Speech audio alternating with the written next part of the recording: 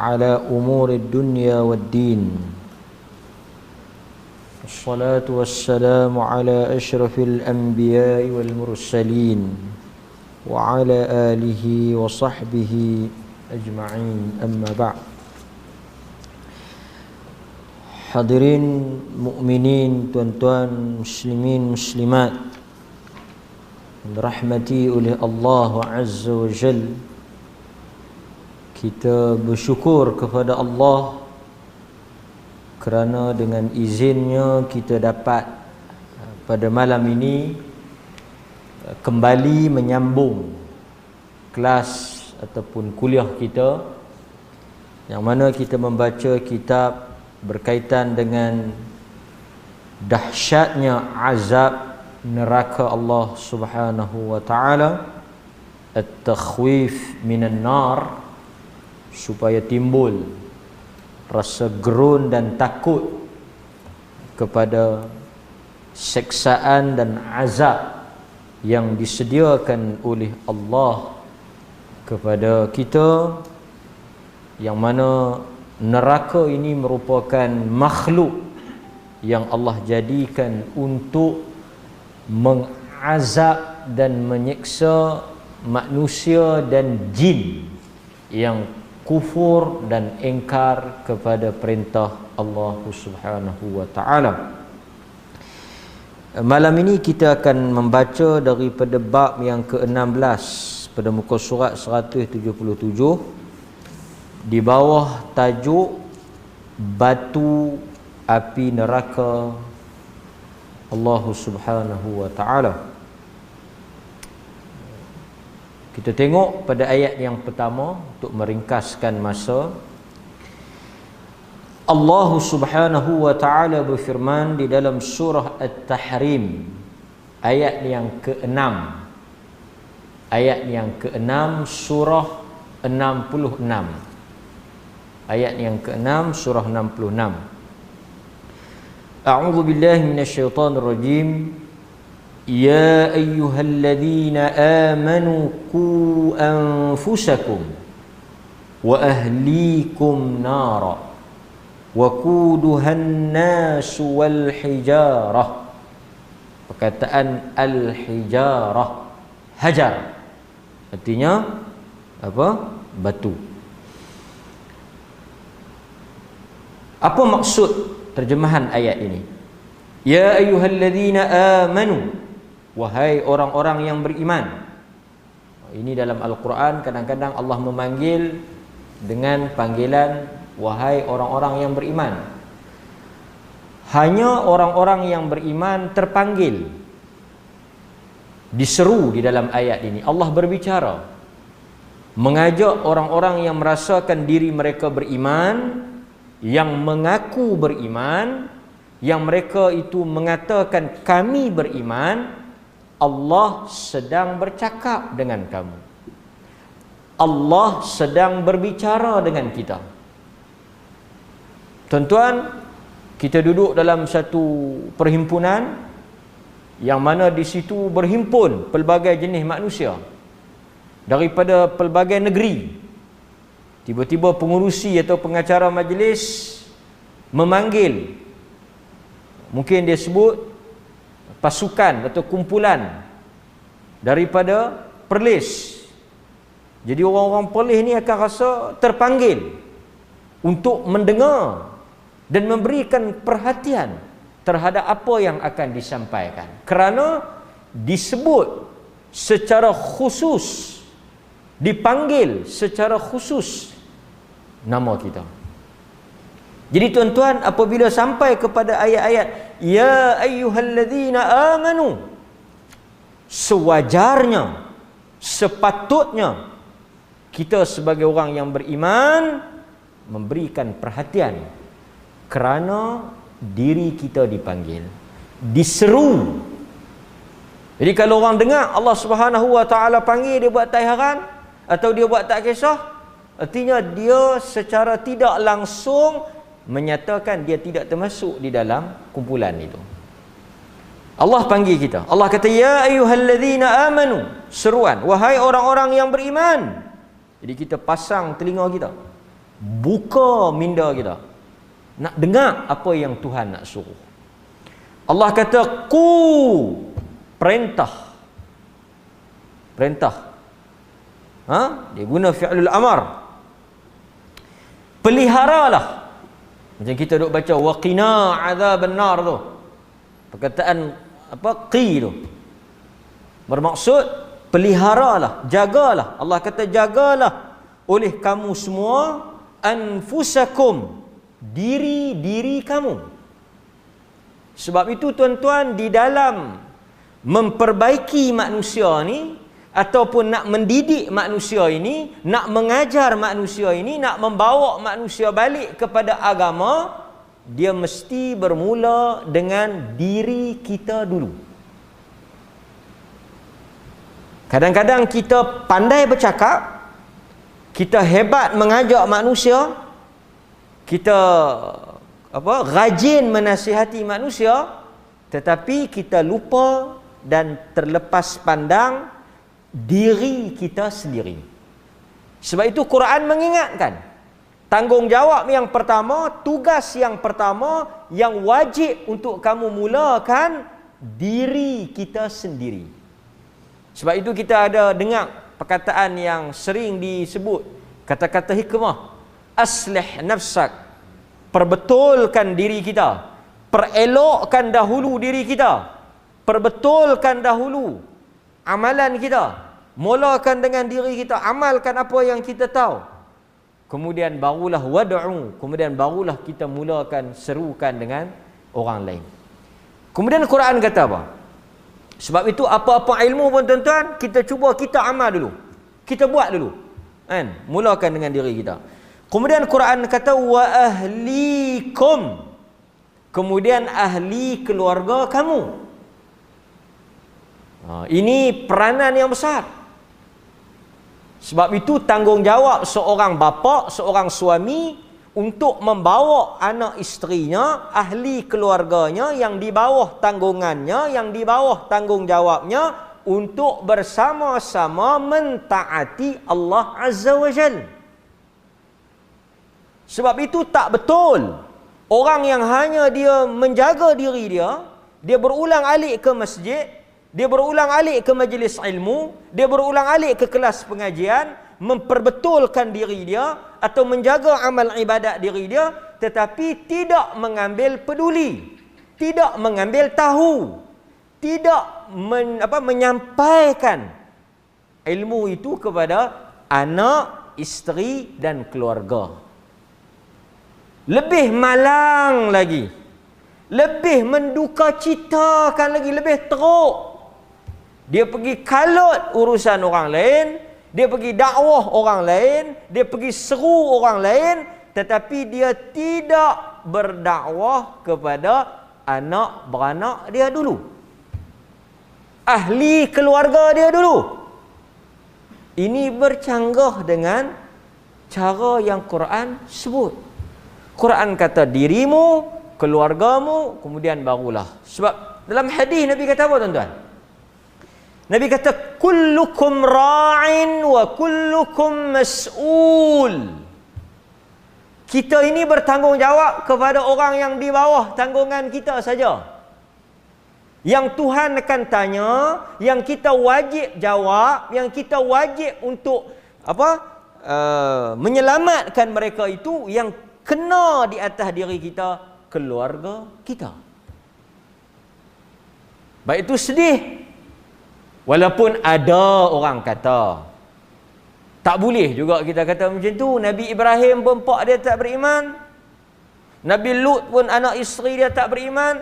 Nabi Nuh, Nabi Muhammad pun pak menakan dia tak beriman. Setelah mereka berusaha untuk mengajak ahli keluarga itu beriman. Tuan-tuan kena beza dakwah dengan hidayah.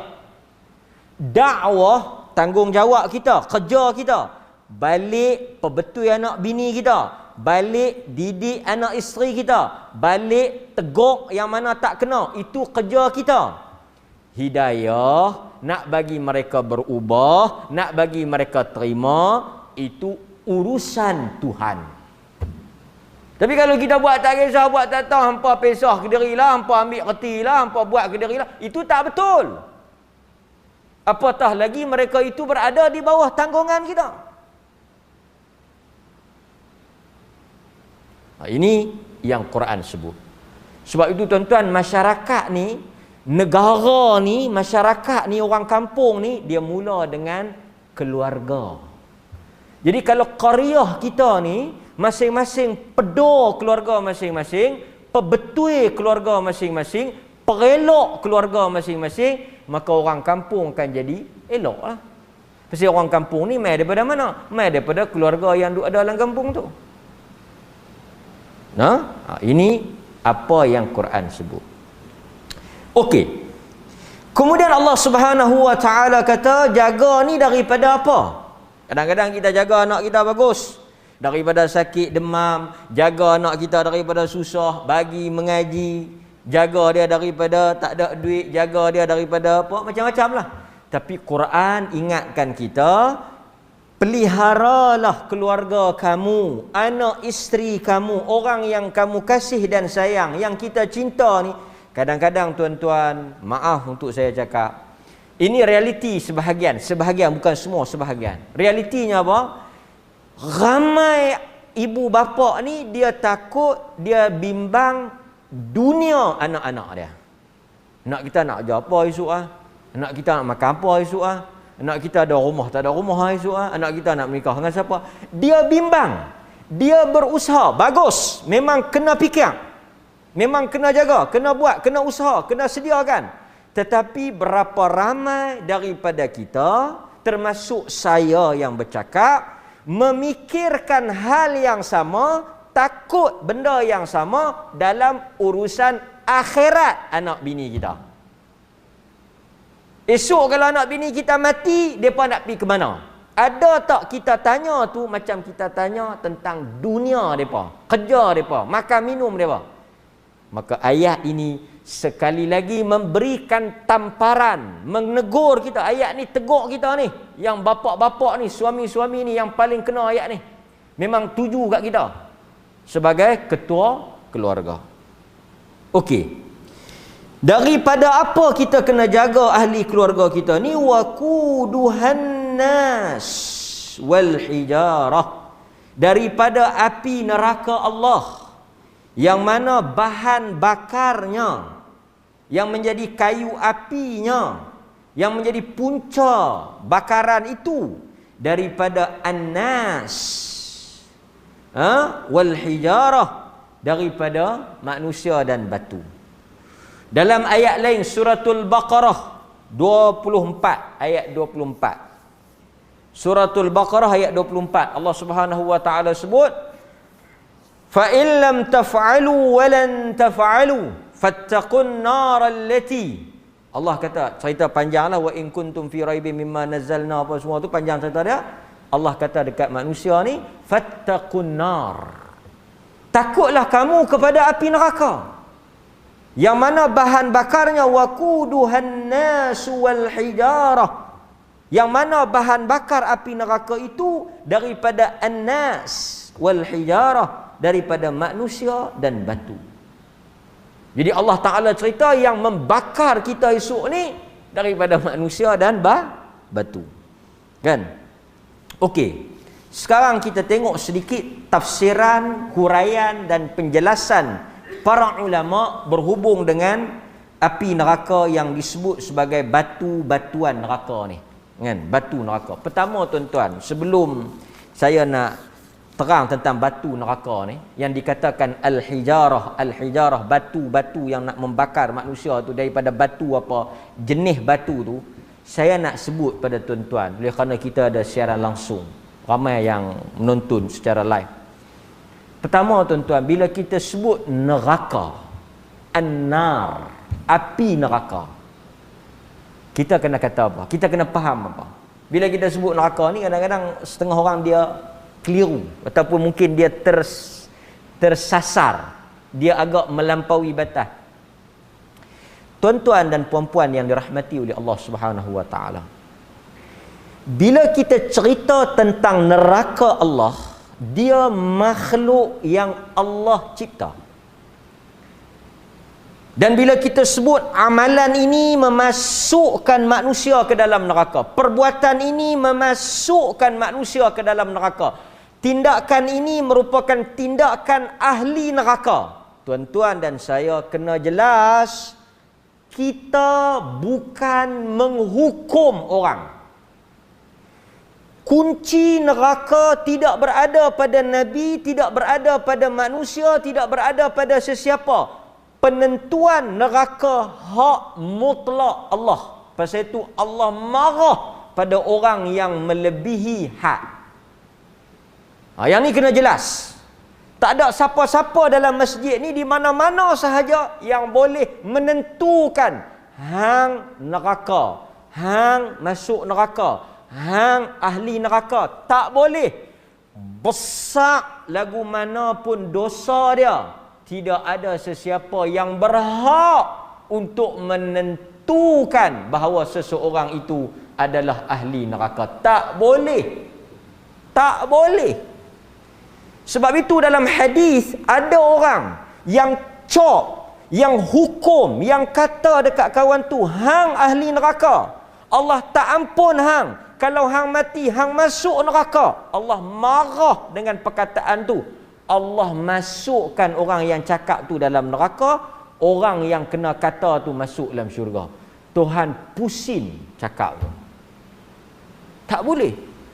Cuma kita habang.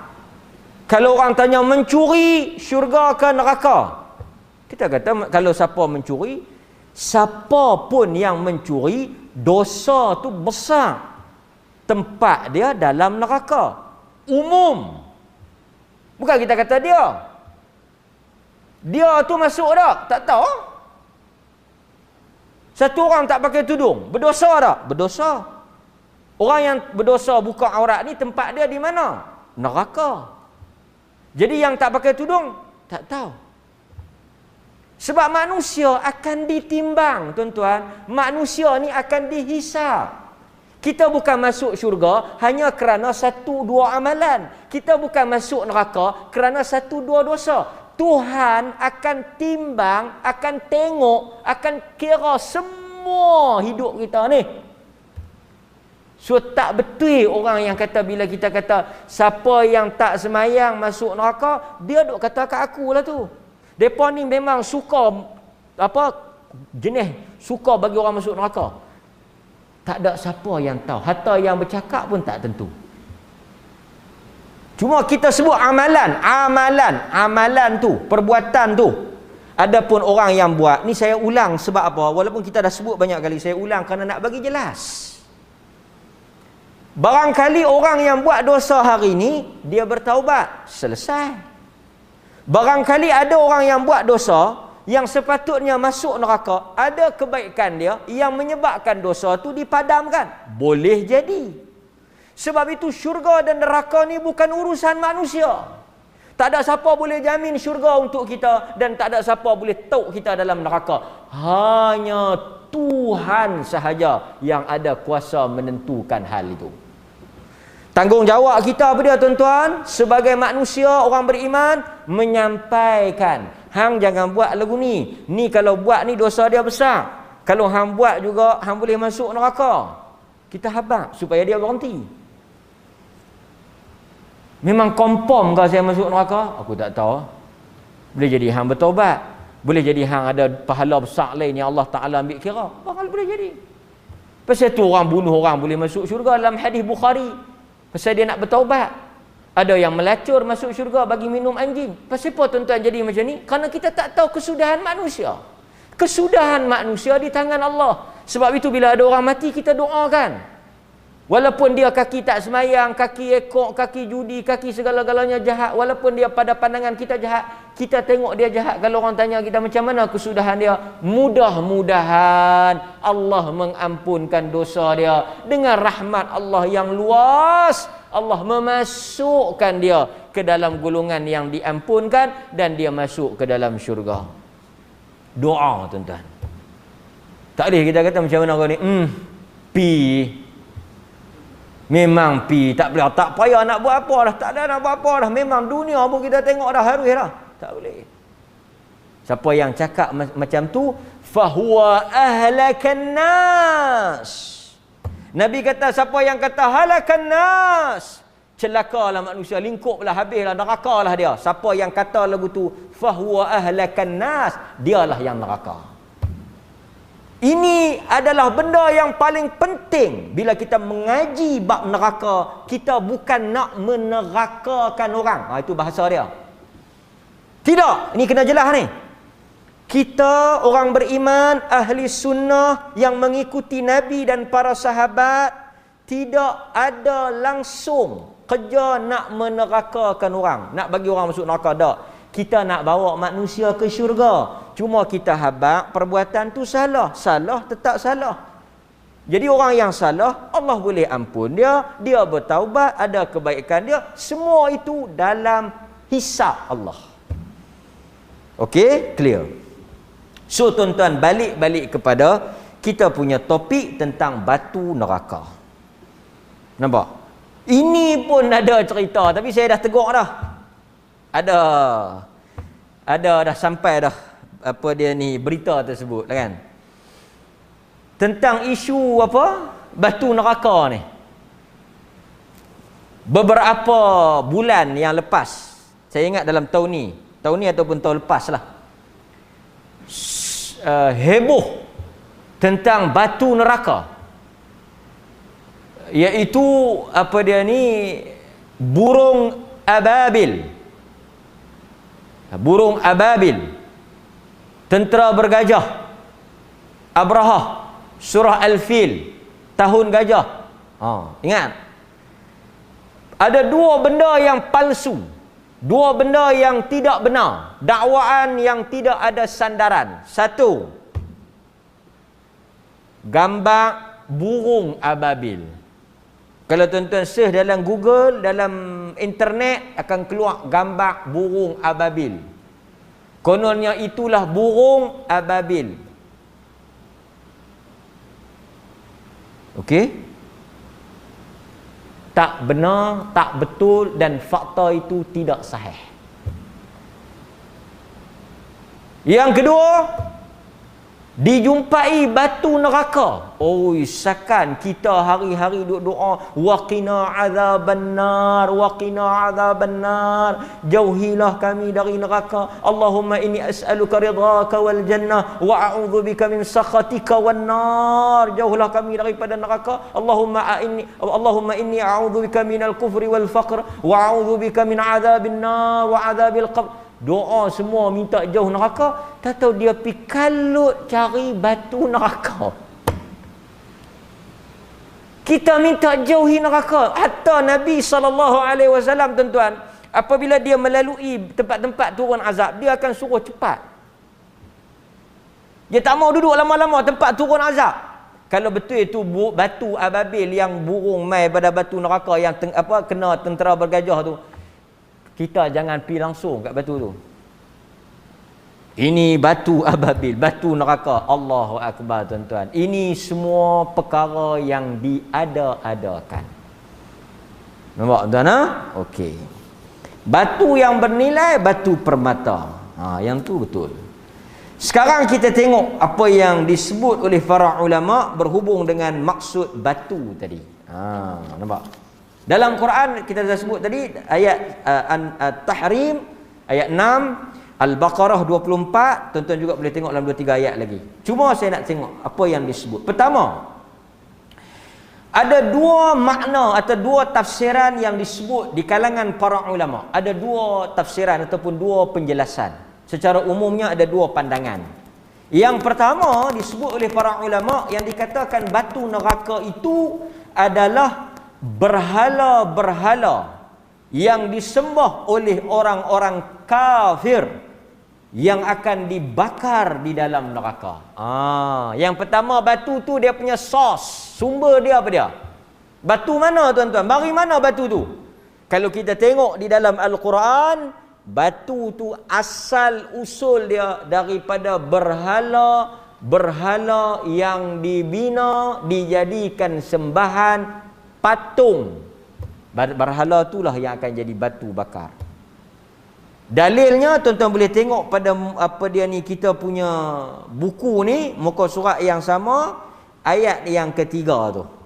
Innakum wa ma ta'buduna min dunillahi hasabu jahannam antum laha waridun law kana haula'i alihatan ma waraduha.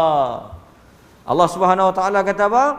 Sungguh kamu dan apa yang kamu sembah selain Allah adalah umpan neraka Jahannam.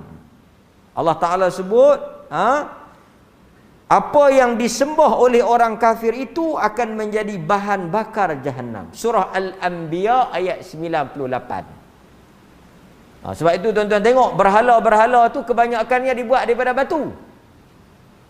Tuan-tuan, berhala, saya sebut sikit berhala. Allah Subhanahu wa taala suruh kita berfikir. Berhala ni mereka tak ada kuasa berhala.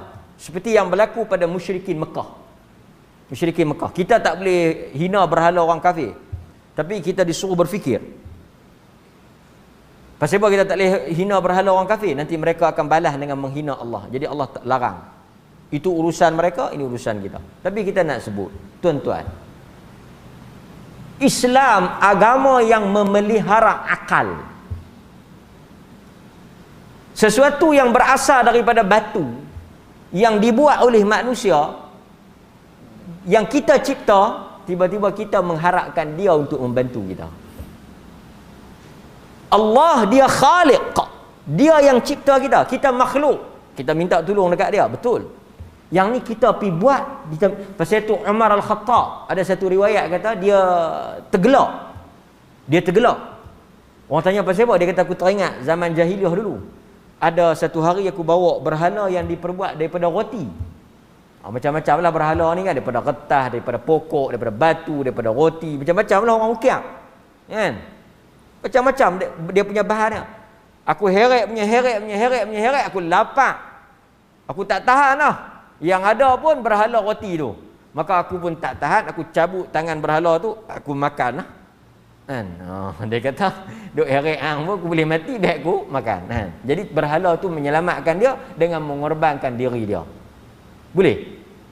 Itu tuan-tuan, benda-benda ni kalau orang yang akalnya sihat, dia akan,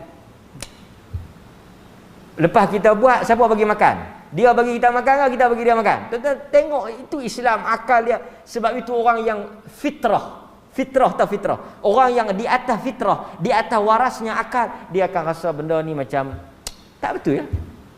Siapa bagi makan? Kita ke berhala? Kita bagi makan kat berhala.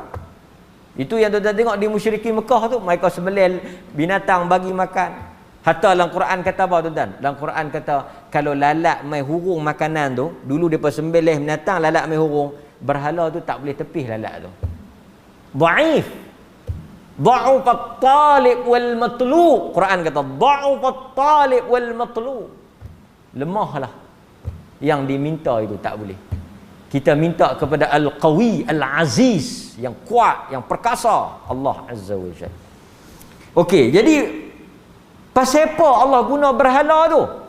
Timbul soalan, kenapa Allah ambil berhala-berhala yang disembah itu sebagai bahan bakar? Pasal apa tuan-tuan? Pasal apa Allah pergi kutip berhala-berhala tu, kemudian Allah Ta'ala jadikan dia bahan bakar untuk membakar geng yang sembah dulu ni?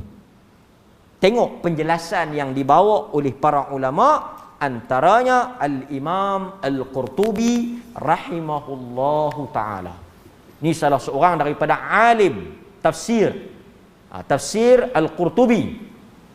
Al-Imam Al-Qurtubi rahimahullah, dia kata apa? Dia kata, api neraka yang dibakar menggunakan berhala-berhala itu bukanlah untuk mengazab berhala tu. Itu kena faham.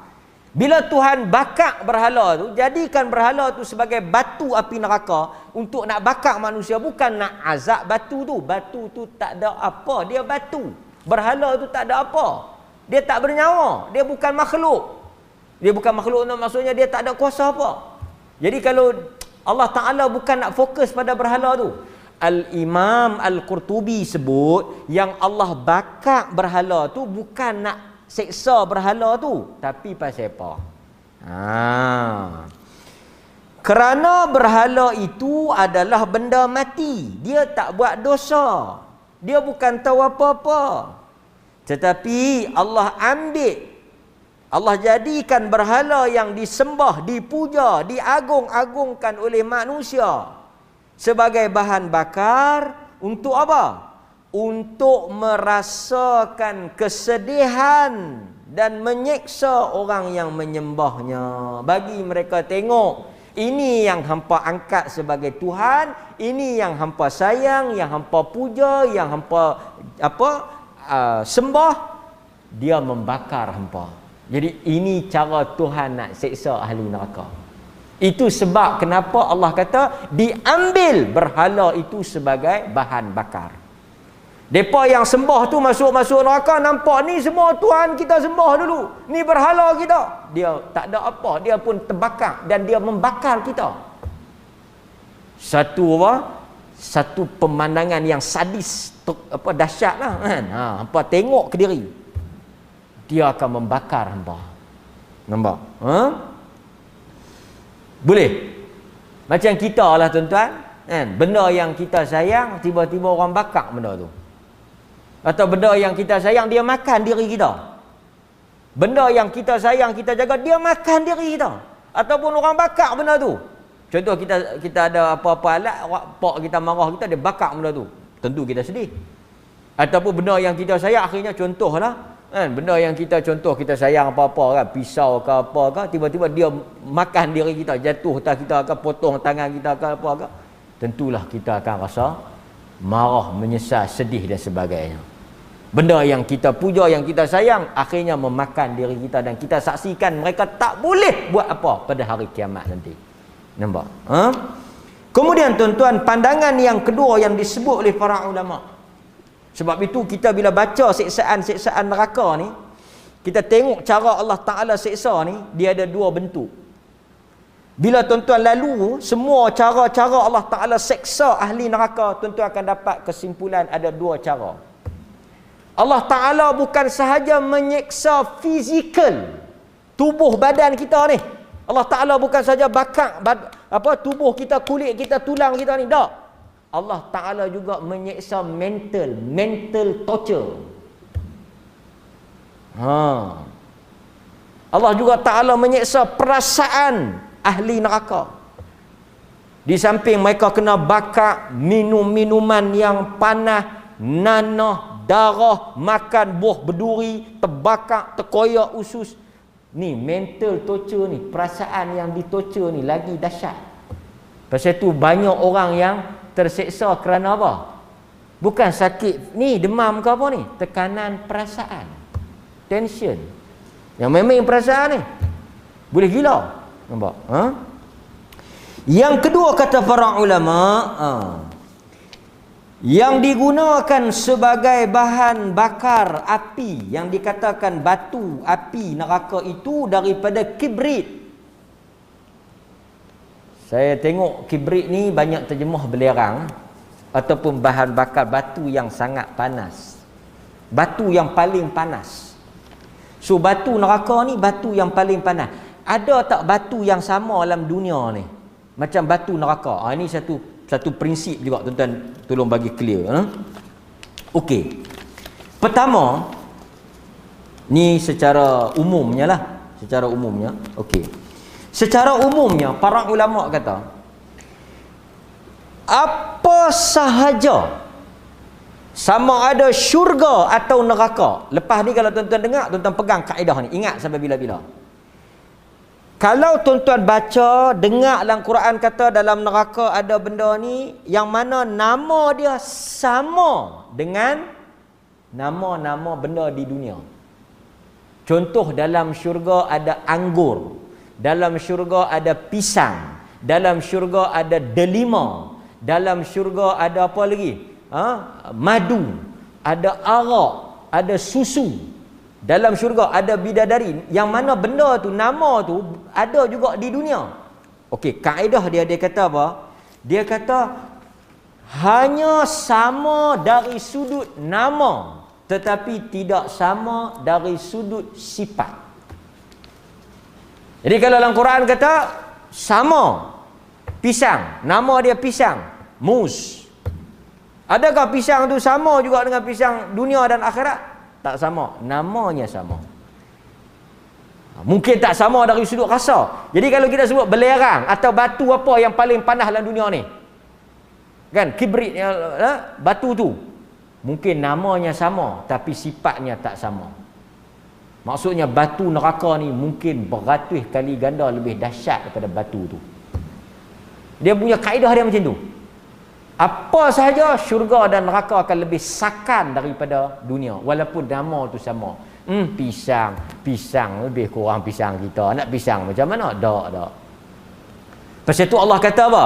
Kullama rudhiqu minha. Dalam Quran sebut ni, kullama rudhiqu minha min thamarat rizqan qalu hadha alladhi rudhiqna min qabl wa utu bihi mutasyabiha. Quran kata tak kala kami memberikan rezeki kepada mereka, kullama rudhiqu, ahli syurga ni bila depa dapat rezeki, depa kata apa? Hadzal ladzi rudhiqna min qabl. Dulu kami dah dapat dah di dunia. Min qabl, di dunia dulu kami dah dapat dah makanan ni. Wa utubihi mutasyabiha, sama, mutasyabih, sama.